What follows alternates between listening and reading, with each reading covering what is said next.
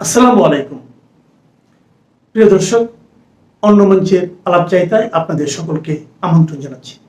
ভাবা হয়েছিল বাংলাদেশের জাতীয় সংসদ নির্বাচন হবে বসন্তের কোকিল ডাকা পরিবেশে, যেখানে ফুল ফুটবে আর ভোটের মেলা বসবে। অন্তর্বর্তী সরকারের প্রধান উপদেষ্টা ডক্টর মোহাম্মদ ইউনূস গত কয়েক মাস ধরে দেশে বিদেশে সেই ইতিহাসেরা উৎসব মুখর নির্বাচনের ডঙ্কা বাজিয়ে যাচ্ছিলেন।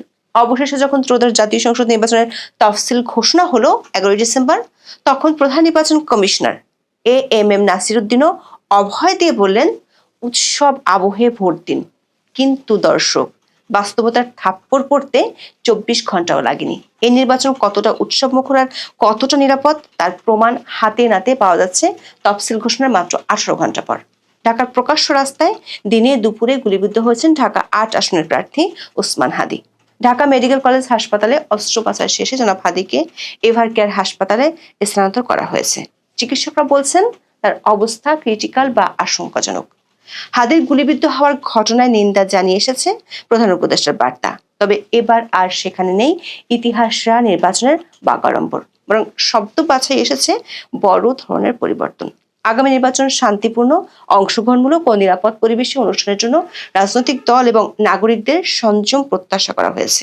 অথচ হাদির উপর হামলার কয়েক ঘন্টা আগেই লুণ্ঠিত অস্ত্র নিয়ে সাংবাদিকদের উদ্বেগে পাত্তা না দিয়ে পেঁয়াজের দাম বাড়ার আলোচনায় চলে যান সরকারের স্বরাষ্ট্র উপদেষ্টা জাহাঙ্গীর আলম চৌধুরী। গত এক সপ্তাহে এ ধরনের উদ্বেগ আমলেই নিতে দেখা যায়নি তাকে। এমনকি নির্বাচনের সম্ভাব্য প্রার্থীদের নিয়ে উপহাস করে বলেন, আইন শৃঙ্খলা বাহিনী সবার জন্য উপযুক্ত পরিবেশ নিশ্চিত করেছে, তবে অনেকে নাকি শীতের কারণে ইচ্ছে করে ঘরের বাইরে বের হচ্ছেন না। এই সরকার যেন হ্যামিলিয়নের সেই বিখ্যাত বংশীবাদক, যিনি কানের তুলো গুজে শুধু দেশ সেরা নির্বাচনের বাঁশি বাজিয়ে চলেছেন, আর তার সভাসদেরা হাসি তামাশার মিশনে নেমেছেন। নানান জল্পনা কল্পনার শেষে ত্রয়োদশ জাতীয় সংসদ নির্বাচনের তফসিল ঘোষণা হয় 11 ডিসেম্বর। ইতিহাসের স্মরণকালের প্রস্তুতিহীনতা, বেহাল আইন শৃঙ্খলা এবং সংঘাতপূর্ণ রাজনৈতিক আবহের মধ্যে আসে ভোটের ঘোষণা। প্রধান নির্বাচন কমিশনার এএমএম নাসির উদ্দিনের কণ্ঠে ছিল প্রধান উপদেষ্টার বক্তব্যেরই প্রতিধ্বনি। সব ভোটারের উদ্দেশ্যে জানান, উৎসব আবহে ভোট দেওয়ার আহ্বান। আশ্বাস দেন, মাঠের আইন শৃঙ্খলা নিয়ন্ত্রণে সব প্রস্তুতি রয়েছে। সিএসের বক্তব্যের সঙ্গে বাস্তবের অবস্থার ফারাক যে কতটা তা পরিষ্কার হতে 24 ঘন্টাও সময় লাগেনি। ঠিক 18 ঘন্টার মাথায় ঢাকার রাস্তায় দিনের আলোয় গুলিবিদ্ধ হন জুলাই আন্দোলনের পরিচিত মুখ ওসমান হাদি।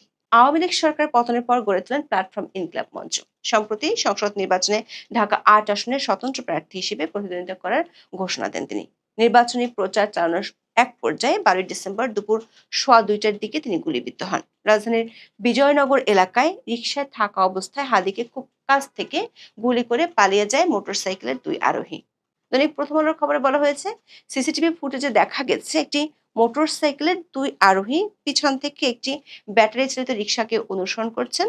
রিকশায় 2 জন যাত্রী ছিলেন আর মোটরসাইকেলে ছিলেন 2 ব্যক্তি। তাদের দুজনেরই হেলমেট পরা ছিল। মোটরসাইকেল চালানো ব্যক্তিটির পরনে ছিল জিন্সের প্যান্ট এবং পেছনের আসনে বসা ব্যক্তির গায়ে চাদর ছিল। এক পর্যায়ে মোটরসাইকেলটি অটোরিকশার কাছে পৌঁছানোর পর পেছনে বসা ব্যক্তি আগ্নেয়াস্ত্র বের করে গুলি চালান। বিডিনিউজ24.com এর খবরে বলা হয়েছে, ওসমান বিন হাদিকে আঘাত করা গুলিটি মাথা ফুঁড়ে বেরিয়ে গেছে বলে ধারণা করছেন ঢাকা মেডিকেল কলেজ হাসপাতালের চিকিৎসক। তার মাথায় অস্ত্রোপচার চালানো চিকিৎসক অধ্যাপক জাহিদ রায়হান বলেছেন, হাদির অবস্থা খুবই খারাপ। তার বিষয়ে আশার কোনো কথা বলতে পারছেন না তারা। শুক্রবার রাত 8টার দিকে ঢাকা মেডিকেল কলেজ হাসপাতাল থেকে এভার কেয়ার হাসপাতালে নেওয়া হয় হাদিকে। এর আগে ঢাকা মেডিকেল কলেজ হাসপাতালের নিউরো সার্জারি বিভাগের প্রধান জাহিদ রায়হান সাংবাদিকদের বলেন, হাদির দুবার কার্ডিয়াক অ্যারেস্ট হয়েছে, প্রচুর রক্তক্ষরণ হয়েছে, অস্ত্রোপচারের পর নাক মুখ দিয়ে রক্ত বের হচ্ছিল। এই রোগীর বিষয়ে আমরা আশার কোনো কথাই বলবো না। দর্শক, নির্বাচনের তফসিল ঘোষণার পরদিনে ওসমান হাদির উপর হামলার ঘটনা নতুন করে সামনে এসেছে নাজুক নিরাপত্তার চিত্রকে। আমরা যদি পিছনের দিকে তাকাই, দেখব তফসিলের আগে চট্টগ্রাম 8 আসনে জনসংযোগের সময় বিএনপির প্রার্থী এরশাদ উল্লাহ সহ আরো 5 জন গুলিবিদ্ধ হয়েছিলেন। তাদের মধ্যে সরার হোসেন ওরফে বাবলা তো প্রাণী হারান। পুলিশ সেই 1 মাসেও গুলি চালানো ব্যক্তিকে শনাক্ত করতে পারেনি। এর বাইরেও নির্বাচন কেন্দ্রিক আধিপত্য বিস্তার নিয়ে খুন জখমের বেশ কিছু ঘটনা ঘটেছে সারা দেশে। তবে বরাবরের মতো বিষয়গুলোকে পাত্তা দিতে রাজি নয় সরকার। নির্বাচনে উৎকণ্ঠা যখন ঘিরে ধরছে দেশকে, এমনকি বিএনপির ভারপ্রাপ্ত চেয়ারপারসন যখন নিরাপত্তার ঝুঁকির ইঙ্গিত দিয়ে মায়ের গুরুতর অসুস্থতার মধ্যেও দেশে আসতে পারছেন না, তখন সবকিছু ফু মেরে উড়িয়ে দিয়ে বিদ্রুপের ঝাঁপে খুলে বসেছেন স্বরাষ্ট্র উপদেষ্টা জাহাঙ্গীর আলম চৌধুরী। দর্শক, স্বরাষ্ট্র উপদেষ্টা জাহাঙ্গীর আলম চৌধুরী তিনি সত্যি ম্যাজিক সরকারের এক ম্যাজিশিয়ান। তিনি একদিকে দাবি করছেন বাংলাদেশে নাকি কারো কোনো নিরাপত্তার ঝুঁকি বা শঙ্কা নেই, অন্যদিকে প্রতিদিন যখন মানুষ মরছে, নতুন করে মবের তাণ্ডব ফিরছে, তখন তিনি নির্বিকার। নির্বাচনের আগে হত্যা বন্ধের জন্য তার কাছে কোনো ম্যাজিক নেই, কোনো সুইচ নেই। দর্শক, এতদিন সরকার পিআর টিমের দাবি ছিল বাংলাদেশে চলছে ম্যাজিক ম্যানের শাসন, কিন্তু সেই ম্যাজিকে যে খুনো খুনি বন্ধ করার কোনো সম্ভাবনা নেই, সেটা ১৬ মাসের মাথায় স্বরাষ্ট্র উপদেষ্টাই স্বীকার করে নিলেন। এখানেই শেষ নয়, নির্বাচনকে সংঘাত সহিংসতার দায় চাপানো হয়েছে সরকারের মিত্র দলগুলোর উপরই। স্বরাষ্ট্র উপদেষ্টা ৮ই ডিসেম্বর বিদ্রুপের সুরে বলেন, শীতের ঠান্ডা এড়াতে অনেক প্রার্থী প্রচারে নামছেন না, সর্দি কাশিতে আক্রান্ত হওয়ার ভয় করছেন। এছাড়া সহিংসতার ঘটনাগুলো ঘটছে নির্বাচনের মাঠে থাকা দলগুলোর অভ্যন্তরীণ বিরোধের কারণে। আইন শৃঙ্খলা রক্ষায় এমন ব্যর্থতার দায় অস্বীকারের ম্যাজিকে পরিষ্কার হয়ে উঠছে নিজেদের দায়িত্বেই ভোটের মাঠে থাকতে হবে প্রার্থীদের। কোনো অঘটন ঘটলে দায় নেবে না সরকার, উল্টো জবাবদিহির মুখে আক্রান্তরাই।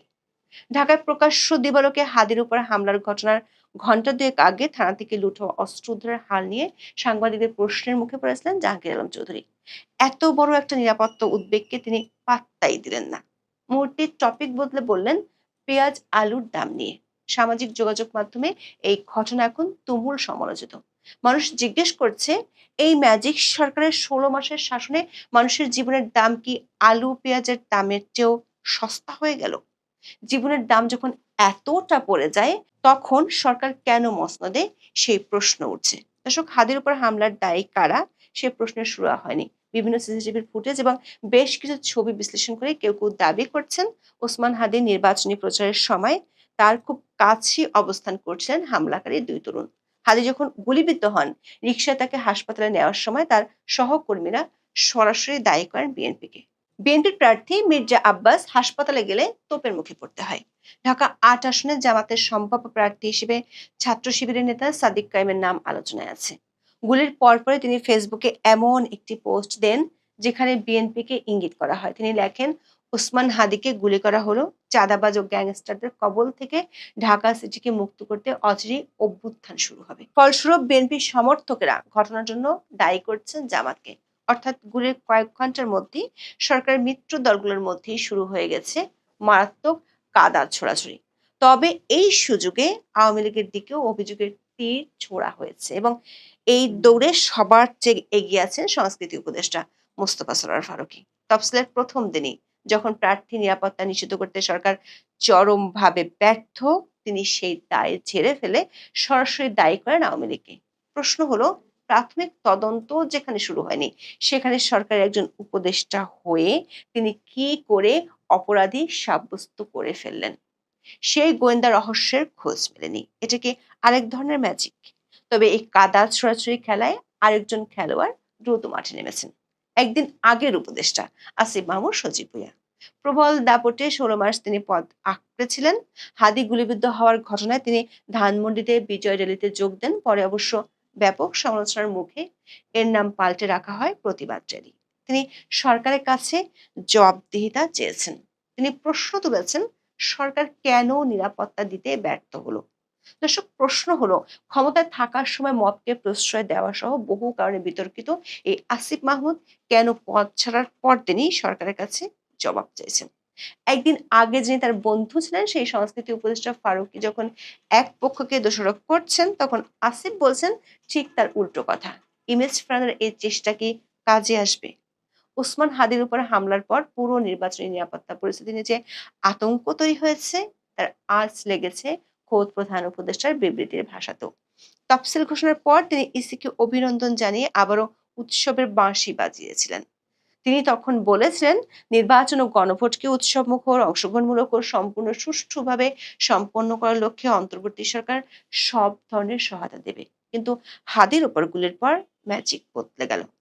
পরদিন বিবৃতি থেকে উৎসব শব্দটি উধাও হয়ে গেল, সেখানে গভীর উদ্বেগ প্রকাশ করা হলো।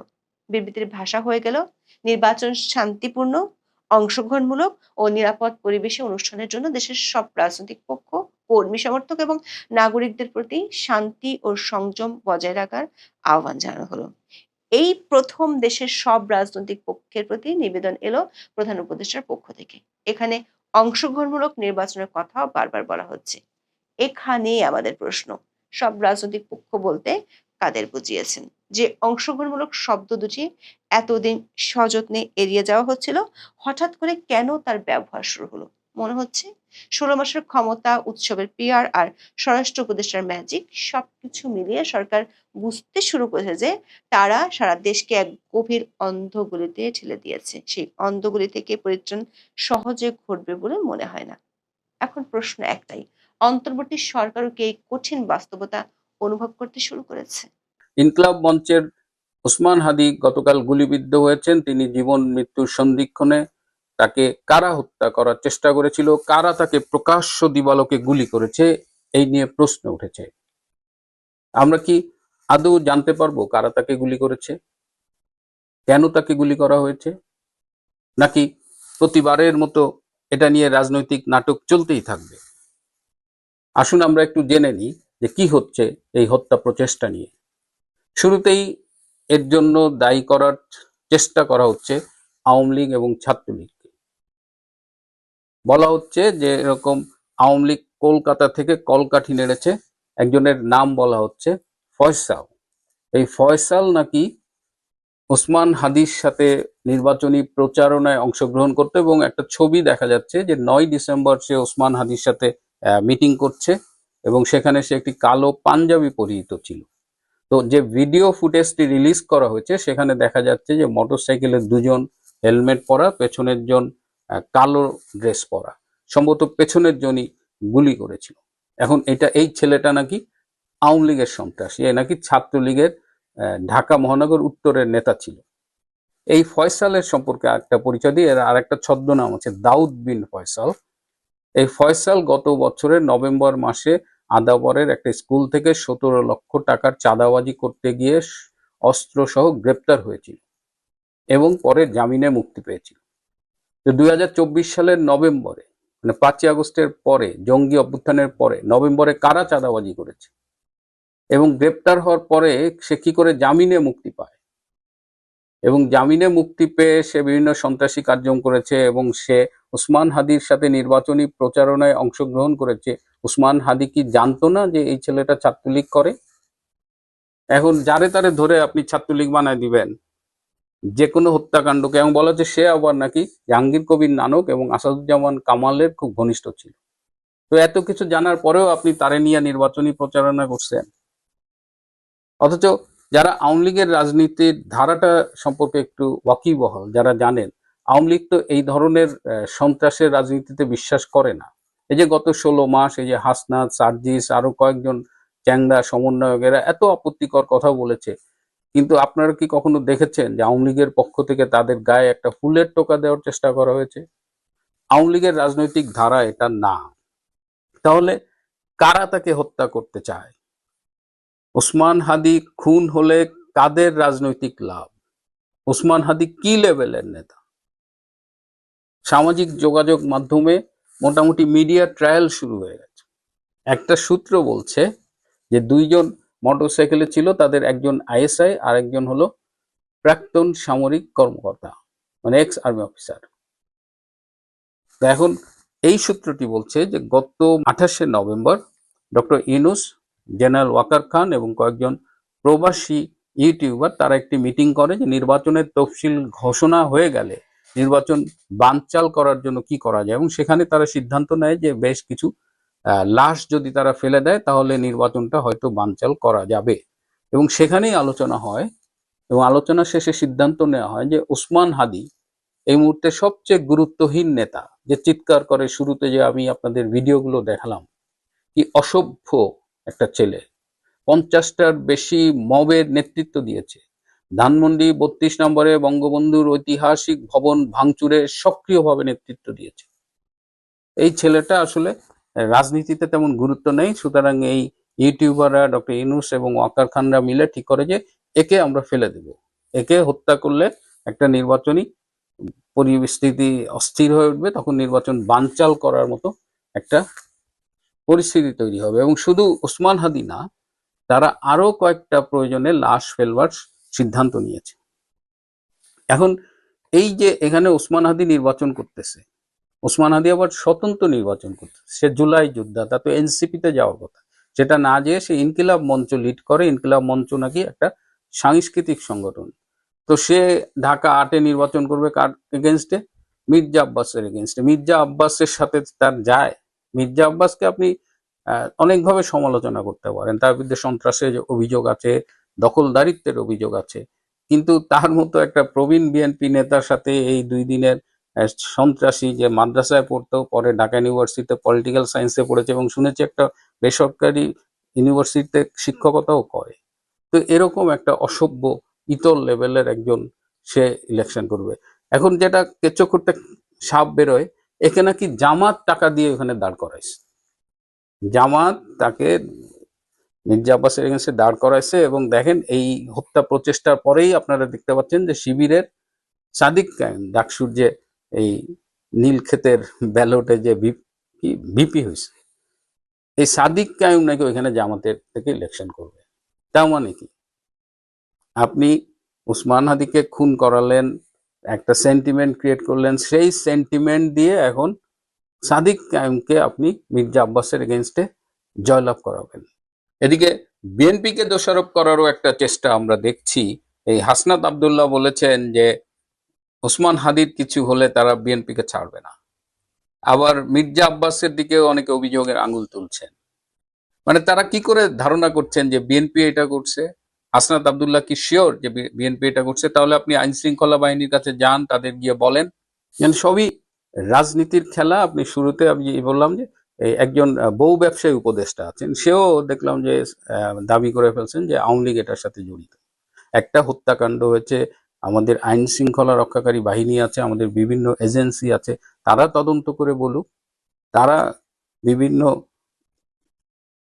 প্রমাণ বিশ্লেষণ করে খুনিকে আইডেন্টিফাই করুক, চিহ্নিত করুক, তাকে গ্রেপ্তার করুক, বিচারের আওতায় আনুক। তার আগেই ফেসবুকে আমরা একটা চেনা মুখ, চেনা মহলকে দেখছি বেসিক্যালি, যারা বিভিন্নভাবে এই হত্যাকাণ্ড নিয়ে ফেসবুকে কথা বলছেন, সামাজিক যোগাযোগ মাধ্যমে কথা বলছেন, এবং এর মধ্য দিয়ে বোঝা যাচ্ছে যে তারা আসলে কোনো কিছু ডিরেইল করতে চান না, মূল খুনি যেন কোনোভাবেই চিহ্নিত না হয়। যেভাবে মুগ্ধকে হত্যা করা হয়েছে, যেভাবে রংপুরের আবু সাইদকে হত্যা করা হয়েছে, তাদের প্রকৃত খুনিকে আজও চিহ্নিত করা যায়নি, অথচ এই সাইদের বিচারের নামে একটা প্রহসন চলছে আইসিটিতে। তো এবার এই ওসমান হাদিকেও সেই একইভাবে মানে বলির পাঠা করা হচ্ছে। এবং তার বোন বলেছে ভারতের র নাকি তার ভাইকে বাঁচতে দেবে না। অনেকেই বলার চেষ্টা করছে যে র নাকি এই কিলিং ঘটিয়েছে। তো ভারতের র মনে হচ্ছে যে দুধ ভাত রাস্তাঘাটে এভাবে কিল করে বেড়ায়।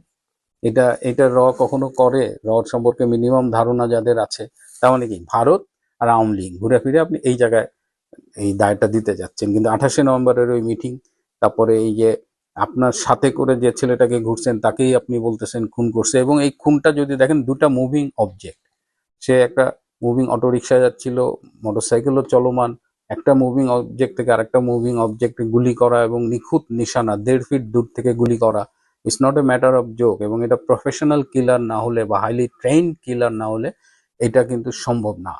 তো সেই জায়গা থেকে অলরেডি এই ওসমান হাদির মৃত্যু নিয়ে যথেষ্ট প্যাচ লাগাইছে। এবং আমার ভয় হয় যে একটা জর্জ মিয়া নাটক অচিরেই সংগঠিত হতে আমরা দেখব, যে কেউ 2-3 জন সন্ত্রাসী ধরে বলবে যে এরা আওয়ামী লীগের নির্দেশে, বা একটা স্টোরি বানায় ফেলবে, কিন্তু প্রকৃত হত্যাকারীকে আমরা আর দেখবো না বা জানতেও পারবো না। আবার এই ঢাকায় আমার একটা ছোট ভাই আছে সাংবাদিক, বিভিন্ন সময় আমাকে বিভিন্ন তথ্য দিয়ে হেল্প করে, সংবাদ দিয়ে হেল্প করে। এই ছোট ভাইয়ের সাথে আবার এই ওসমান হাদির যোগাযোগ ছিল, এবং ওসমান হাদি মাঝে মধ্যে ফোন করে বলতো, ভাই আমার একটু আওয়ামী লীগের নেতাদের সাথে বসায় দেন না। দেখেন, শাওয়া মোহাম্মদ ছিঁড়ে ফেলে, ভারত আওয়ামী লীগের গালাগালি করে, মব সন্ত্রাস করে, আবার আওয়ামী লীগের সাথে তলে তলে সম্পর্ক গড়ার জন্য এই ওসমান হাদি কিন্তু চেষ্টা করে যাচ্ছিল। এবং সেই সাংবাদিক ছোট ভাই আমাকে সেটা বলেছিল। তো এই যে ভণ্ডগুলা, এই সন্ত্রাসীগুলা, এই যে জুলাইয়ের জঙ্গিগুলা, এখন তারা তো ভয়ে কাঁপতেছে দেখলাম। আরো কে কে বলছে যে তাদের জীবনও নাকি সংশয়ে পড়ে গেছে। এখন ডক্টর ইউনূস ক্ষমতায় থাকার জন্য, ইউনূস স্বার্থ রক্ষার জন্য করতে পারে না এমন কোনো কাজ নেই। সুতরাং আগামীতে নির্বাচন পরিস্থিতি বানচাল করার জন্য ডক্টর ইউনূস যদি আরো অনেক ঘটনা ঘটায়, আরো বেশ কিছু লাশ পড়ে, তাহলে আমাদের অবাক হওয়ার কিছু নেই। দুঃখ পাওয়া ছাড়াও কিছু করবার নেই। রাজনীতির এই নিষ্ঠুর খেলায় প্রকৃত খুনিরা বরাবরই অধরা থেকে যাবে। এর মাঝখান দিয়ে কিছু নাটক, দুর্বল স্ক্রিপ্ট আমরা দেখতে পারবো। প্রিয় বন্ধুরা, ওসমান হাদির অবস্থা খুবই খারাপ। তার বেঁচে থাকার সম্ভাবনা খুবই ক্ষীণ। আজ এ পর্যন্তই। ভালো থাকবেন, সুস্থ থাকবেন, তার চেয়েও জরুরি হলো নিরাপদে থাকবেন। সবাইকে অনেক ধন্যবাদ।